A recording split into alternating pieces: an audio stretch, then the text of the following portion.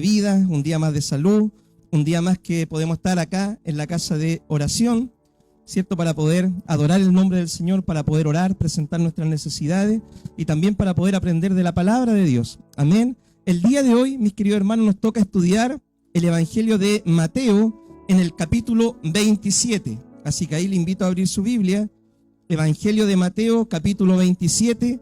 Y yo al título del sermón le puse, ¿cierto? Vamos a ver el capítulo completo. Y resumiendo este capítulo, le puse el precio de nuestra redención o el precio de nuestra salvación. Amén. Así que ahí si lo tiene, Evangelio de Mateo, capítulo 27, le vamos a ir dando lectura a la palabra y la vamos a ir exhortando. Amén. Dice así la palabra del Señor.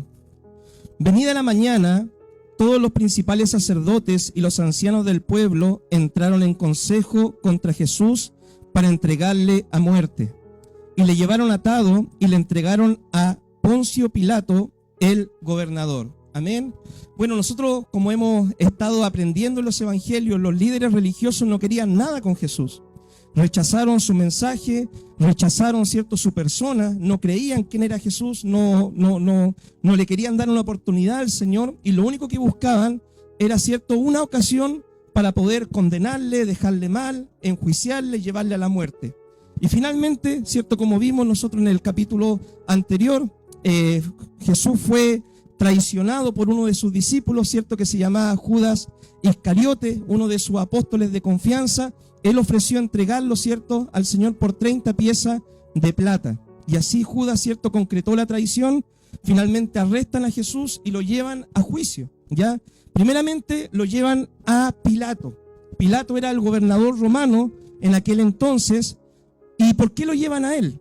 Porque los judíos en aquel tiempo estaban bajo el imperio romano, ¿ya? Y ellos, al estar bajo el imperio romano, los judíos no podían llegar y dar muerte a una persona así por así. O si no, podría provocarse una revuelta, los líderes religiosos podría pedírsele cuenta. Entonces ellos, de una forma de lavarse las manos, ¿cierto?, toman a Jesús y lo llevan a Pilato. Y curiosamente, cuando llevan a Jesús a Pilato, y Jesús es interrogado, ¿cierto?, por Pilato, Jesús se limita a contestar solo lo justo y lo necesario. Y qué importante, mi hermano, muchas veces cuando nosotros hablamos lo justo y lo necesario, ¿eh? Porque muchas veces cuando uno habla de más, ¿cierto?, uno de repente comete errores por hablar de más. Entonces Jesús se limitó a contestar solamente lo justo y lo necesario. Le dijeron, ¿cierto?, bueno, ¿eres tú el rey de los judíos? Tú lo dices. Le dijeron, bueno, ¿qué dices, ¿cierto?, de ti mismo? Mis discípulos dan testimonio de mí. Jesús se limitó a solamente responder lo justo y lo necesario. Y el apóstol Pablo, tomando esta ocasión del juicio de Jesús, hablando, ¿cierto?, en las epístolas de Timoteo, dice, como consejo a Timoteo, Pablo le dice, mira, haz buena profesión delante de muchos testigos, como Jesús lo hizo, ¿cierto?, poniendo este ejemplo de esta ocasión. Los judíos, para poder dejar mal a Jesús, ya delante de Pilato, porque Pilato al interrogarlo a todo esto no halló ningún delito en él, Jesús no estaba acusado de ningún crimen ni de nada malo. Entonces, ¿qué comenzaron a hacer? Los líderes religiosos empezaron a inventarle, ¿cierto?, acusaciones. Primero, ¿cierto?, eran acusaciones, no, que este dijo que puedo derribar el templo en 3 días, reedificarlo. Pero después ya, cuando vemos el otro evangelio y cuando están ante Pilato, porque Pilato, que se destruyera el templo, no, a él le daba lo mismo, ¿ya? Pero ante Pilato le dijeron, no, es que él se hace un rey. Y cualquiera que se hace rey se pone como al mismo nivel de César y quiere ser igual que César. Y esa acusación ya para Pilato podía tener un poco más de fuerza. Un judío con varios seguidores queriéndose ser un rey, ¿cierto?, o ser llamado el rey. Y bueno, y ni aún así Pilato decía que era suficiente para condenarlo. Y ya después a Pilato le dicen, bueno, si tú sueltas a este, tú no eres amigo de César. Y cualquiera que no es amigo de César es su enemigo. Y ahí Pilato cedió ante la presión. Segundo principio, mi hermano, qué importante es que nosotros nos mantengamos firmes en nuestras convicciones. Nos mantengamos firmes, ¿cierto?, en nuestros valores. Muchas veces tú te vas a ver enfrentado a situaciones donde quizás tus compañeros de trabajo o donde tu jefe te va a pedir hacer algo que va en contra de tus principios, de tus valores, y es ahí donde tú tienes que mantenerte firme en tus convicciones. Para Pilato el hombre era inocente, Jesús era inocente, no merecía ser condenado, no merecía ser castigado, pero bajo presión él decidió, ¿cierto?, ceder a la presión y finalmente condenó a Jesús. Entonces, mis queridos hermanos, nosotros el punto que acá debemos ver es, debemos mantenernos firmes y no ceder ante la presión del momento. Por más presión que haya, que te puedo despedir si es que no hace esto, ilegal, ilícito, es que va a quedar sin trabajo, es que de qué voy a vivir, entonces voy a tener que ceder a la presión del momento. No, mantengamos firmes nuestros valores. Si nos mantenemos firmes, ¿qué es lo que vamos a ver al final? Vamos a ver de que Cristo se va a glorificar en nuestra vida. Veamos ahora los versículos que siguen. Versículo 3. Entonces Judas, el que la había entregado, viendo que era condenado, devolvió arrepentido las 30 piezas de plata a los principales sacerdotes y a los ancianos, diciendo: yo he pecado entregando sangre inocente. Mas ellos le dijeron: ¿qué nos importa a nosotros? Allá tú. Y arrojando las piezas de plata en el templo, salió y fue y se ahorcó. Los principales sacerdotes, tomando las piezas de plata, dijeron: no es lícito echarla en el tesoro de la ofrenda, porque es precio de sangre. Y después de consultar con ellas, compraron con ellas el campo del alfarero para sepultura de los extranjeros, por lo cual aquel campo se llama hasta el día de hoy campo de sangre. Así se cumplió lo dicho por el profeta Jeremías cuando dijo: y tomaron las 30 piezas de plata, precio del apreciado, según precio puesto por los hijos de Israel, y las dieron para el campo del alfarero, como me ordenó el Señor. Judas, mi querido hermano, después que vio que Jesús estaba siendo condenado, no simplemente juzgado o no simplemente que lo iban a retar, ¿cierto?, sino que vio que le iban a quitar la vida al Señor, él se arrepintió de lo que había hecho.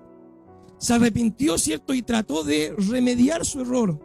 Y él fue, ¿cierto? Judas tomó las 30 piezas de plata, precio de la traición, y fue al templo, ¿cierto?, donde los sacerdotes dijo: he pecado entregando sangre inocente. Pero ¿cuál fue la respuesta de los sacerdotes? ¿Qué nos interesa a nosotros? Allá tú. Y Judas dice que arrojó las piezas de plata, ¿cierto?, y fue y se ahorcó. Mis queridos hermanos, Judas pensó de que para él era demasiado tarde. Pero nosotros tenemos un dicho en esta iglesia que siempre lo compartimos, y es el siguiente: mientras hay vida, hay esperanza. Si Judas se hubiera arrepentido y en vez, hermano, de haber corrido donde los sacerdotes indiferentes, que le daba lo mismo el error que él había cometido, él, en vez de haber corrido donde ellos, hubiera corrido donde Jesús, Jesús también lo hubiera mirado con esa mirada de compasión, con la misma que miró a Pedro. Porque si nosotros comparamos, ¿cierto?, el error de Pedro y el error de Judas, andan más o menos por ahí. Pero el arrepentimiento de Judas lo llevó a no tener esperanza. Él creyó que ya no había esperanza para él. Y él, en vez, ¿cierto?, de correr a los pies de Cristo, él corrió a una horca y dice que tomando la soga se ahorcó. Bueno, el libro de los Hechos dice que cayendo se reventó. ¿Cómo se explica esto? Se ahorcó, la soga se cortó, cayendo se reventó. Ese fue el final de un ministro de Dios, un hombre que Dios llamó, que Dios escogió, pero este hombre amó más el dinero, el precio de la maldad, que a su maestro. Hermano, y la Biblia nos dice a nosotros: la raíz de todos los males es el amor al dinero. Hay muchas personas que han comenzado en el evangelio, pastores, ministros, evangelistas, hombres de Dios, músicos cristianos, que comenzaron con el mejor sentir de adorar a Dios y querer servir al Señor. Pero cuando le empezaron a dar una ofrenda por acá, cuando le dieron un pago por allá, cuando vieron que la predicación era buena, ¿cierto?, y le llegó tal cantidad de dinero, ya después empezaron a distorsionar su llamado del evangelio y después ya servían a Dios por dinero. Y muchos están terminando y van a terminar como Judas, en apostasía, lejos del Señor y sin esperanza. Pero mis queridos hermanos, si tú has cometido un error y tú piensas, ¿cierto?, que has traicionado al Señor o le has fallado al Señor o te has equivocado, créeme que mientras hay vida hay esperanza. Y tú tienes que correr, ¿cierto?, a los pies de Cristo para encontrar esa esperanza. Nosotros como iglesia, también hay un principio acá. Nosotros como iglesia no podemos ser como los sacerdotes, ¿cierto? Si alguien viene en busca de perdón de Dios, nosotros no podemos decirle que no importa a nosotros, allá tú arréglatelas tú solo. No, nosotros, la tarea de un sacerdote en la Biblia, hablando, ¿cierto?, la tarea en el Antiguo Testamento, en este tiempo ya no hay, ¿cierto? Pero la tarea de un sacerdote en el Antiguo Testamento, en la Biblia, ¿cuál era? Era unir a los hombres con Dios. Esa era la tarea de un sacerdote. Si un hombre quería pedirle perdón a Dios, el sacerdote estaba encargado de ofrecer los sacrificios, los holocaustos para reconciliar a ese hombre con Dios. Nosotros en este tiempo tenemos que cumplir la misma función, reconciliar al mundo con el Señor. Somos ministros de reconciliación, ministros de esperanza. ¿Cuántas veces nos vamos a encontrar con personas que van a decir: yo he pecado, pastor, yo no soy digno del evangelio, yo le he fallado al Señor, yo me he equivocado, si usted supiera todos los errores que yo he cometido, para mí no hay perdón? Ahí uno tiene que decirle: mentira, porque en Cristo hay esperanza, en Cristo hay perdón, en Cristo hay solución. Mientras hay vida, hay esperanza. A todo esto, mi hermano, nosotros como iglesia no creemos que si alguien se quita la vida puede ir al cielo, ¿ya? En la Biblia no encontramos nosotros eso de que tú te suicidas, ¿cierto? Y tú vas al cielo. No, ese es el camino corto, mi hermano, ¿ya? Si uno ha cometido errores en la vida, tiene que enfrentar sus errores. ¿Dios te va a perdonar? Claro que sí, pero las consecuencias de tus errores vas a tener que vivirlas. Si has cometido pecados y son vergonzosos, vas a tener que vivir con la consecuencia de tu error. Dios te va a perdonar, te va a redimir, te va a dar otra oportunidad. Claro que sí, pero jamás se te ocurra ir a ahorcarte. Jamás se te ocurra quitarte la vida. ¿Por qué? Porque la Biblia dice de que un homicida no tiene herencia en el reino de los cielos. Y un suicidio es estarse uno mismo quitándose la vida. Dios es dueño de la vida. Solamente Dios puede dar la vida y solamente Él puede quitarla. Entonces, mi hermano querido, por más grande que sea tu error, tienes que vivir las consecuencias. Dios te va a perdonar y de ahí tú tienes que restaurarte. Pedro, ¿cierto?, después de que negó al Señor y lloró amargamente, cuando Jesús se encontró con él, después Pedro tuvo que ser restaurado, y después que fue restaurado se convirtió en un tremendo apóstol de Dios que predicó, ganó almas, sanó enfermos y fue restaurado, y Dios le dio una oportunidad. David, un rey conforme al corazón de Dios, igual se equivocó en su tiempo, pero él también, ¿cierto?, tuvo que vivir su disciplina, fue a los pies del Señor, pidió perdón y fue restaurado. Así que, mi hermano, eso para que usted lo pueda tener claro en su vida. Sigamos leyendo la historia número 3. Dice versículo 11: Jesús estaba en pie delante del gobernador, y éste le preguntó diciendo: ¿eres tú el rey de los judíos? Y Jesús le dijo: tú lo dices. Y siendo acusado por los principales sacerdotes y por los ancianos, nada respondió. Pilato entonces le dijo: ¿no oyes de cuántas cosas testifican contra ti? Pero Jesús no le respondió ni una palabra, de tal manera que el gobernador se maravillaba mucho. Jesús, mi hermano, fue calumniado, pero Jesús, ante la calumnia, ante los ataques, ante, ¿cierto?, a la prueba, al fuego, ¿cierto?, de estar siendo calumniado, de que estén hablando mal de ti, Jesús no se defendió. Él decidió encomendar su causa al Padre, al que ve y juzga todas las cosas, ¿cierto?, de forma perfecta. Y este es un principio también para nosotros, porque a nosotros, mi hermano querido, cuando muchas veces nos vemos enfrente a una prueba, una situación difícil, cuando sabemos que alguien anda hablando mal de nosotros, o alguien dijo un comentario de nosotros, o alguien, no sé, uno escucha algo, uno, ¿qué es lo primero que hace? Uno defiende su honor, ¿sí o no? ¿Qué es? Y lo primero que uno dice: ¿qué es si esa persona es aquí, allá? Y paga uno con la misma moneda. Y ese es un error, mi hermano querido. Jesús nos enseñó a nosotros, ¿qué cosa? Bendice a quienes te maldicen. El fuego no se apaga con benzina. Ese es el proverbio popular, ya, pero usted tiene que saberlo. Si usted le echa benzina al fuego, eso va a explotar, más todavía. Donde no hay chismoso, se acaba la contienda. Entonces, mi hermano querido, en la vida va a pasar, te va a suceder de que va a encontrar gente que va a hablar mal de ti, que te van a criticar a la espalda, que de repente te van a decir, oiga, ¿sabe qué? Esta persona dijo esto de ti, pero ¿cuál va a ser tu actitud? Tú simplemente debes encomendar las cosas al Señor. Mira, si el río suena y piedras lleva, ahí tienes que preocuparte.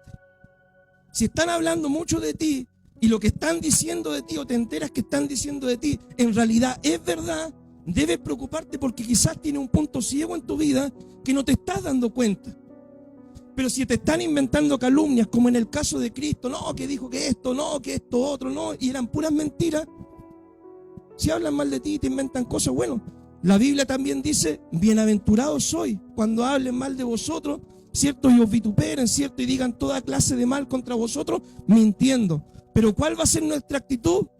Dios te bendiga. Bendiciones. No pagar mal con mal, sino marcar una diferencia siguiendo el ejemplo del Señor. Jesús es nuestro ejemplo, mi hermano querido, de cómo nosotros debemos reaccionar frente a los ataques. Jesús no perdió la compostura, no reaccionó mal, no levantó la voz, solo declaró lo justo, como le dije, y lo necesario, y esperó en el Señor. Porque, mi hermano querido, cuando uno está enojado, ¿cierto? ¿Qué es lo que pasa cuando uno está enojado? Muchas veces en el enojo uno no sujeta esto. Entonces uno habla más de lo necesario cuando está enojado, ¿cierto? Y de repente a uno se le vuela la paloma, ¿cierto? Y le viene el buitre, ¿cierto? Encima, y uno se enoja y se molesta y se ofusca y ya va a arder de enojo. Uno muchas veces no sujeta esto.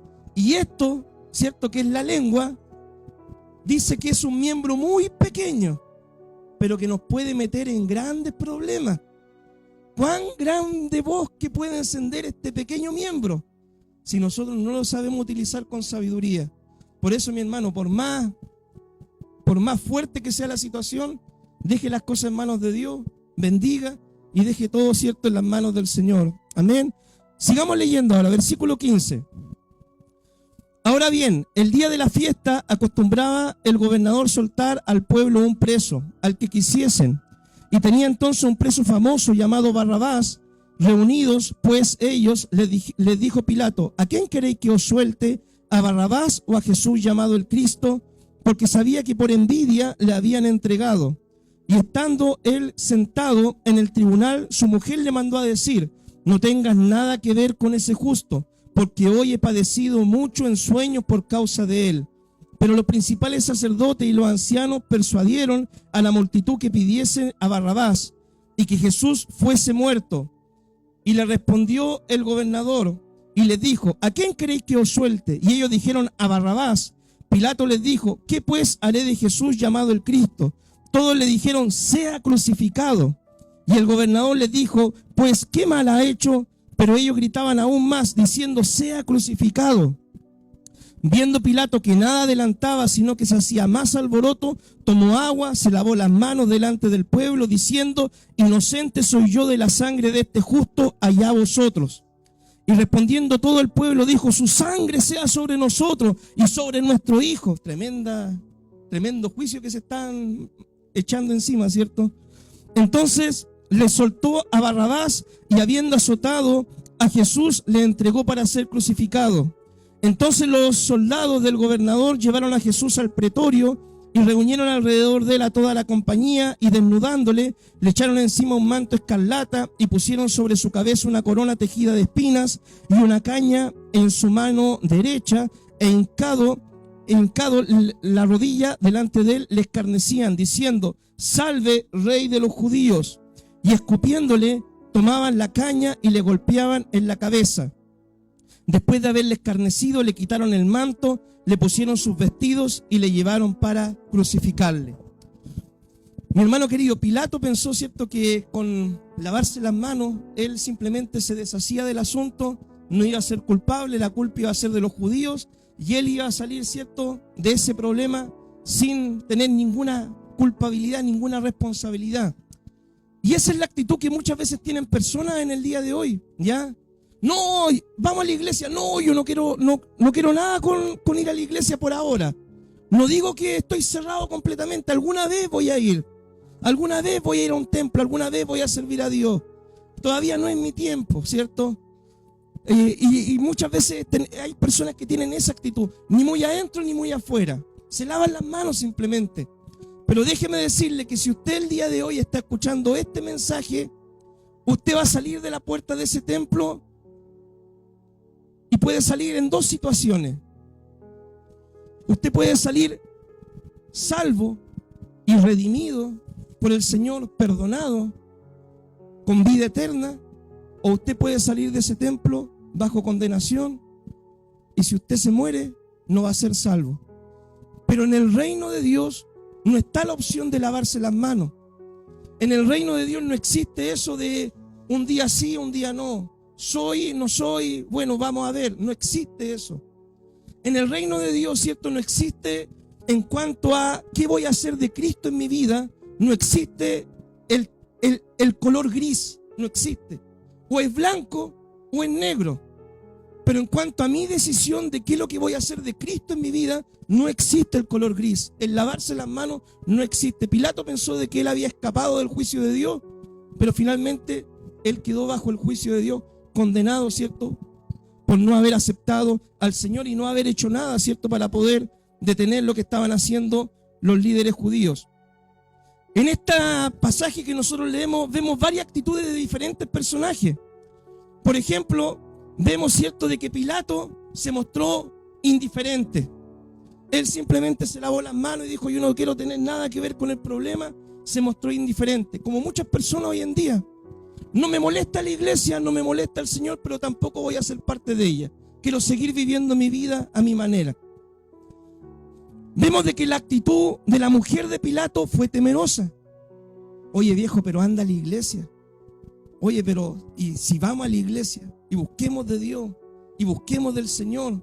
Era una mujer temerosa e instó a Pilato diciéndole, mira, tú no tengas nada que ver en este problema porque en sueño Dios me ha hablado de que no te metas en ese problema. ¿Cierto? Era una mujer temerosa, pero estaba bajo quizás la influencia o el gobierno, ¿cierto?, de su esposo inconverso, y finalmente no se sabe si esta mujer decidió seguir a Cristo o no. ¿Ya? Vemos la actitud de los líderes judíos. Se mostraban hostiles y rechazaban completamente a Cristo, y lo único que querían hacer era terminar con Jesús. Y vemos también hoy en día muchas personas así, que tú le vas a predicar, no me diga nada del Señor. ¿De qué es lo que es de la iglesia? No, yo no creo, no. Y están cerrados, endurecidos, ¿cierto? A mí, por ejemplo, yo siempre cuando salgo a evangelizar, 1, 2, 3 personas me encontraré que de repente uno le va a entregar un tratado. No, yo no quiero nada, ¿cierto? Del evangelio, no quiero saber nada con el Señor. El otro día, de hecho, mi hermano querido, se lo voy a comentar, estaba evangelizando y fui a entregarle el tratado a unas personas que estaban ahí en la esquina. No, me dijeron, yo no quiero nada con el evangelio. Y justo al frente habían unos hermanos de otra iglesia, nos pusimos a conversar y estábamos hablando y yo le dije, pero ¿sabes qué? Mira, me dijeron, ¿es dura la gente, sí o no? Sí, es dura algunas personas, todo. No quieren nada con el evangelio. Y le dije, pero ¿sabes qué? Le dije, mira, todos cuando mueren necesitan un templo. Y muchos cuando mueren, ahí se acuerdan de venir al templo. Cuando mueren, ¿cierto? Quieren que los velen en el templo, porque acá es más cómodo, ¿cierto? Acá el confort es gratis, acá la luz no se paga, acá no hay que pagar el día, ¿cierto?, para poder velar a alguien. Entonces, curiosamente, en la vida nunca quieres buscar de Dios y después de muerto quieres que te velen en un templo. Mi hermano querido, uno tiene, ¿cierto?, que darse cuenta de estas cosas. La gente no quiere muchas veces a Dios en su vida, pero sí quiere los beneficios que Dios le pueda entregar. Póngase a predicar, Cristo sana, Cristo prospera, Cristo bendice. Eso es lo que la gente quiere. La gente quiere, ¿cierto?, que Cristo los bendiga y ojalá le dé el doble de lo que tienen y mucho más, ¿cierto? O que el Señor los sane de todos sus problemas y les solucione todas sus cuentas y todas sus cosas. Pero no quieren servir al Señor. No quieren tener una relación con Dios. Muchas veces la gente busca a Dios solamente por una conveniencia, pero no porque entienden de que Dios quiere salvar su vida. Y todo lo demás viene por añadidura, la salud, la bendición económica, todo lo demás viene por añadidura, mi hermano. Si Dios tampoco, no es que te va a tener viviendo, ¿cierto?, siempre con puro pan con mantequilla, hermano. Dios también te va a bendecir, pero primero es buscar el reino de Dios y su justicia. Pero la gente muchas veces, ¿cierto?, rechaza a Dios, pero cuando tiene una necesidad, quieren correr al templo, quieren correr a buscar a Dios. Acá vemos la actitud de los soldados. Ya esta es la actitud de los soldados. Uno ve de que ellos se portaron realmente groseros, ¿cierto?, y sin respeto con el Señor. Le dice que le empezaron a dar de bofetadas, lo escupieron, ¿cierto?, le pusieron una corona de espinas, lo escarnecieron. Y hay gente, lamentablemente, en este mundo que tiene esa actitud cuando se les predica el Evangelio. Vea solamente, ¿cierto?, los países donde es prohibido predicar la palabra, cómo tratan a los cristianos, los entierran vivos, los queman, los azotan, les quitan sus propiedades a los cristianos. ¿Cuántas cosas hacen con la iglesia perseguida, mi hermano? Y muchas veces ahí es donde uno dice, bueno, ¿y el gobierno? ¿Cuándo va a levantar la voz, cierto, por los cristianos que están matando a montones, cierto, en otros países donde el evangelio es prohibido? Porque eso muchas veces en las noticias no salen. No es noticia para el mundo. ¿Ya? Es lamentable. Veamos ahora, mis queridos hermanos, versículo 32. Cuando salían, hallaron a un hombre de Cirene que se llamaba Simón, y a este obligaron a que llevase la cruz. Y cuando llegaron a un lugar llamado Gólgota, que significa lugar de la calavera, le dieron a beber vinagre mezclado con hiel, pero después de haberlo probado no quiso beberlo. Cuando lo vieron crucificado, le repartieron entre sí sus vestidos, echando suertes para que se cumpliese lo dicho por el profeta. Partieron entre sí mis vestidos, sobre mis ropas echaron suertes. Y sentados le aguardaban allí, y pusieron sobre su cabeza su causa escrita: Este es Jesús, el Rey de los judíos. Entonces crucificaron con él a 2 ladrones, uno a la derecha y otro a la izquierda. Y los que pasaban le injuriaban meneando la cabeza, diciendo: Tú que derribas el templo de Dios y en 3 días lo reedificas, sálvate a ti mismo, si eres el Hijo de Dios, desciende de la cruz. De esta manera también los principales sacerdotes, escarneciéndole con los escribas y los fariseos, los ancianos, decían: A otros salvó y a sí mismo no se puede salvar. Si es el Rey de Israel, descienda ahora de la cruz y creeremos en él. Confío en Dios, líbrele ahora si quiere. Jesús, mi hermano, aunque se hubiera bajado de la cruz, no hubieran creído. Su corazón estaba tan duro de esta gente, que aunque Cristo se hubiera bajado de la cruz, mi querido hermano, no hubieran creído. Tan endurecidos. Después vieron la tumba vacía y en vez de reconocer eso, lo trataron de ocultar, ¿cierto? Lo mismo le injuriaban también los ladrones que estaban crucificados con él. Y desde la hora 6ª hubo tinieblas sobre toda la tierra hasta la hora 9ª. Cerca de la hora 9ª Jesús clamó a gran voz diciendo: Elí, Elí, lama sabactani. Esto es: Dios mío, ¿por qué me has desamparado? Algunos de los que estaban allí decían al oírlo: A Elías llama a este. Y al instante, corriendo uno de ellos, tomó una esponja y la empapó en vinagre y poniéndola en una caña, le dio a beber. Pero los otros decían, veamos si viene Elías a librarle. Mas Jesús, habiendo otra vez clamado a gran voz, entregó el Espíritu. Y aquí el velo del templo se rasgó en 2, de arriba abajo, y la tierra tembló, y las rocas se partieron, y se abrieron los sepulcros, y muchos cuerpos de santos que habían dormido se levantaron y salieron de los sepulcros después de la resurrección de él. Vinieron a la santa ciudad y aparecieron a muchos. El centurión y los que estaban con él guardando a Jesús, visto el terremoto y las cosas que habían sido hechas, temieron en gran manera y dijeron: verdaderamente este era Hijo de Dios. Estaban allí muchas mujeres mirando de lejos, las cuales habían seguido a Jesús desde Galilea sirviéndole, entre las cuales estaban María Magdalena, María la madre de Jacobo y José, y la madre de los hijos de Zebedeo. Amén. Mis queridos hermanos, las multitudes, esas mismas multitudes, ¿cierto?, que un día estaban aclamando: Hosana, Hosana, bendito el que viene en el nombre del Señor. Esas fueron las multitudes, ¿cierto?, que después estaban clamando y diciendo: crucifícale, crucifícale. Mi querido hermano, uno no tiene que ser de la multitud. Dios no te llamó para ser parte de una multitud cambiante, una multitud que siga al resto, ¿cierto?, que no tiene convicciones ni principios claros. Dios te llamó para ser parte de los escogidos, del remanente escogido. No de una multitud indecisa, de una multitud que siga la voz de la mayoría. Dios te llamó para marcar una diferencia. La multitud, mi querido hermano, un día estaba, un día no estaba, un día alababa al Señor y otro día pidió que lo crucificaran. Esa fue la misma multitud que los líderes religiosos dieron vuelta y en una semana, gracias a ellos, condenaron al maestro. Porque Pilato les dio la oportunidad. Dijo, bueno, ¿a quién quieren? ¿A Barrabás o a Jesús? Y las multitudes con las que Cristo había entrado a la ciudad fueron las multitudes que gritaron, sea crucificado. Mi querido hermano, no seamos parte de una multitud, seamos parte del grupo escogido, de los discípulos. ¿Sabe dónde estaba el grupo escogido? Bueno, ahí igual habían fallado algunos discípulos, ¿cierto? Pero el grupo escogido estaba conformado, adivine por quién. ¿Ah?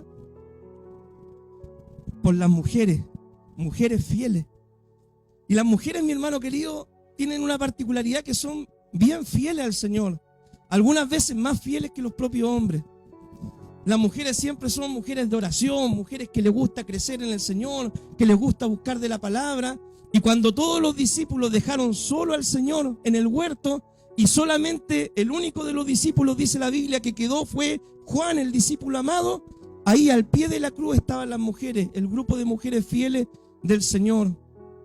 Así que mis queridos hermanos, las mujeres en este tiempo, hay lamentablemente muchas iglesias, ¿cierto?, que no le dan lugar a la mujer. Que dicen, no, la mujer no puede coordinar, no puede predicar, no puede ser pastora, no puede liderar, la mujer no puede hacer nada. ¿Para qué está la mujer? Para hacer ayuda idónea en la casa nomás y los quehaceres del hogar. Para eso está la mujer en muchas iglesias. Pero nosotros como iglesia, en base a lo que la Biblia dice, creemos en el ministerio de la mujer. La mujer se ha destacado por ser fiel al Señor. Sobre todo más en este tiempo, mi hermano querido. Si usted cuenta, los hombres y las mujeres que hay en este lugar son más mujeres que hombres. Si usted ve el grupo de WhatsApp, son más mujeres que hombres.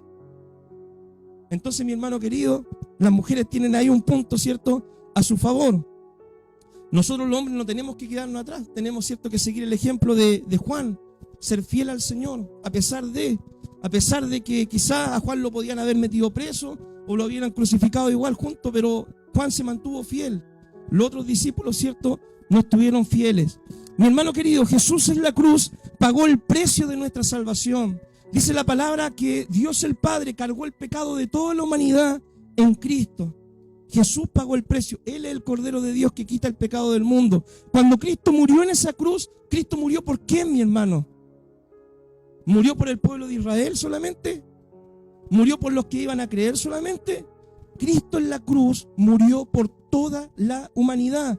La Biblia dice, Juan 3:16, de tal manera amó Dios al mundo que ha dado a su Hijo unigénito, para que todo, y todo en griego es todo, para que todo aquel que en él cree tenga vida eterna. Mi hermano querido, Cristo en la cruz murió por todo, murió con sus brazos abiertos para recibir a todo aquel que quiera ser salvo. La cruz, mi hermano querido, en el gobierno romano estaba reservada para los peores criminales, asesinos, gente mala. De hecho, los romanos no morían crucificados. Y Cristo pagó el precio, ¿cierto?, por nuestra salvación. Es como si en el día de hoy dijéramos, Cristo fue sentenciado a la silla eléctrica, ¿cierto? Eso es como lo más fuerte que en imagen visual que nosotros podríamos tener de una condena a muerte. Cristo pagó, ¿cierto?, el precio máximo por nuestra salvación. Dice que estando en la cruz, mi hermano, los ladrones no creían. Pero el Evangelio de Lucas dice de que uno de ellos le dijo, Señor, acuérdate de mí cuando venga en tu reino. ¿Y qué es lo que le dijo el Señor? Hoy vas a estar conmigo en el paraíso. Aún en la cruz, mi hermano querido, Cristo estaba salvando almas. De abajo la gente le gritaba, bueno, si eres el Mesías, bájate de la cruz y vamos a creer en ti. Claro, esa era la trampa del diablo. Si Cristo se hubiera bajado de la cruz, no nos hubiera redimido. ¿Usted cree de que el Señor, mi hermano, si el Señor, convirtió el agua en vino, el Señor sanó leproso, el Señor sanó enfermo, dio vista a los ciegos, escupió en la tierra, hizo lodo y le puso ojos nuevos a una persona, le metió los dedos en la oreja a un sordo y hizo que oyera, echó fuera demonios, calmó la tempestad, caminó sobre el agua, hermano? ¿Usted cree que el Señor en la cruz no pudo haber hecho así y lo hubiera desaparecido a toda la gente que estaba ahí? Si Jesús es Dios, mi hermano querido, pero Él pagó el precio de nuestra salvación y dice de que Él entregó el Espíritu. Él, después que había ya pagado el sacrificio, dijo: Padre, en tus manos encomiendo mi espíritu. Él entregó su vida para salvarnos a nosotros. En la cruz, cierto, solamente el Señor estaba acompañado de estas mujeres y su discípulo amado. Amén. Que Dios nos ayude, mi hermano querido, a permanecer fiel al Señor en la hora de la prueba, ¿ya? Porque tarde o temprano vamos a tener que pasar por la prueba, pero ahí es donde debemos demostrar, ¿cierto?, que somos cristianos firmes, ¿cierto?, con convicciones. Veamos ahora, mi hermano, versículo 57. Cuando llegó la noche, vino un hombre rico de Arimatea, llamado José, que también había sido discípulo de Jesús. Este fue a Pilato y pidió el cuerpo de Jesús. Entonces Pilato mandó que se le diese el cuerpo. Y tomando José el cuerpo, lo envolvió en una sábana limpia y lo puso en un sepulcro nuevo que había labrado en la peña. Y después de hacer rodar una gran piedra a la entrada del sepulcro, se fue. Y estaban allí María Magdalena y la otra María sentada delante del sepulcro.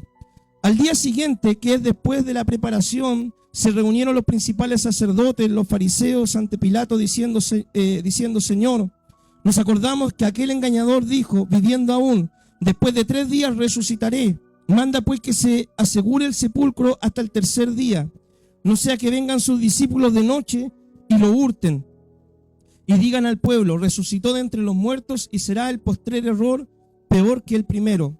Y Pilato les dijo: ahí tenéis una guardia, id a asegurarlo como sabéis. Entonces ellos fueron y aseguraron el sepulcro, sellando la piedra y poniendo la guardia. Amén. Mis queridos hermanos, Jesús había dicho de que él al tercer día iba a resucitar, que esto era parte del plan del Señor. Hay doctrinas que se conocen como doctrinas fundamentales o cardinales, ¿ya?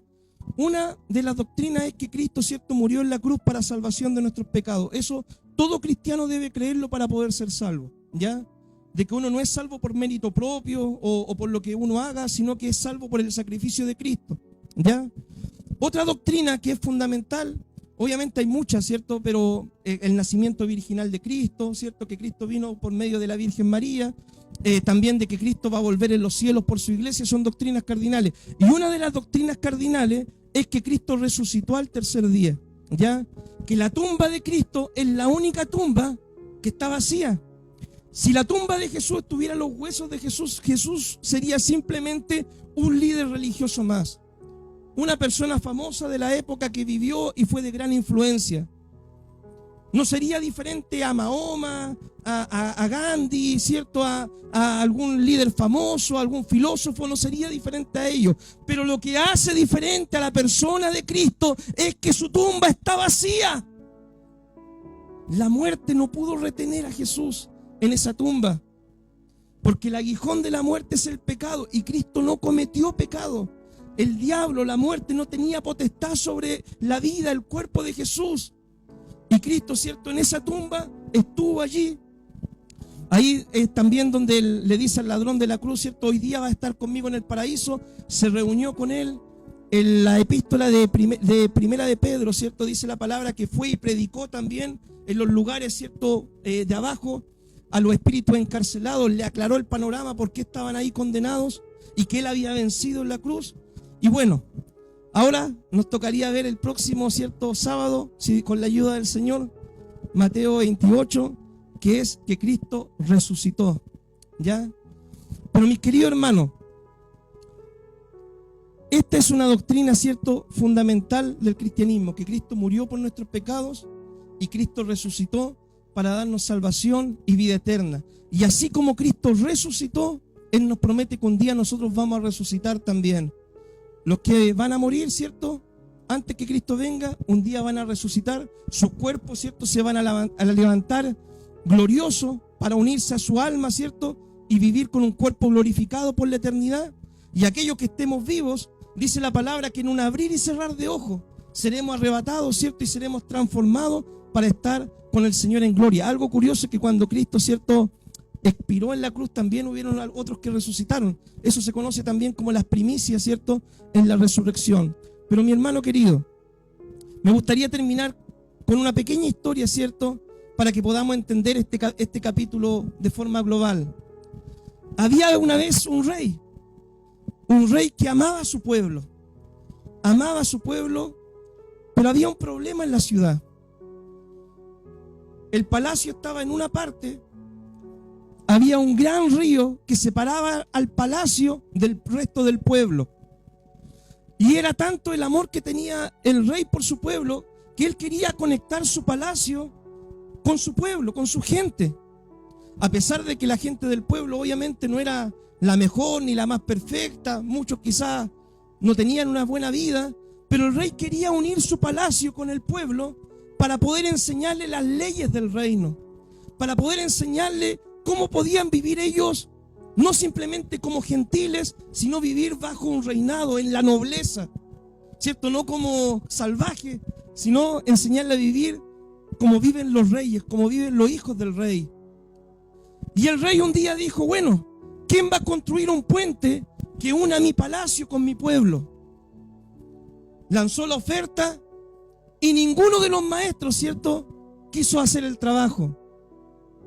Entonces el rey dejó su corona a un lado, se sacó, ¿cierto?, sus vestiduras reales, tomó su overol, tomó su caja de herramientas y él dijo, yo voy a construir este puente. El puente que él construyó le tomó 3 años y medio.